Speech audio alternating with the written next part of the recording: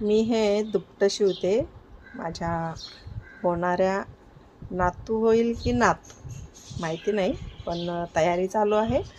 आणि मी हे फुलाच्या आकाराचं त्याच्यासाठी दुपटं बनवते आहे. मी ते या चिता प्रिंटसारखं कापड घेतलेलं आहे, हे पहा. आणि हे कट केलेलं आहे. त्याला मी व्हाईट अस्तर देखील कट करून घेतलेलं आहे. आता आपण हे शिवूया.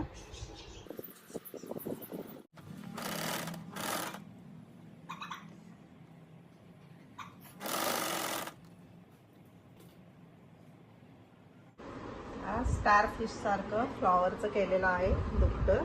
हे डोकं ते चेन केलेली आहे.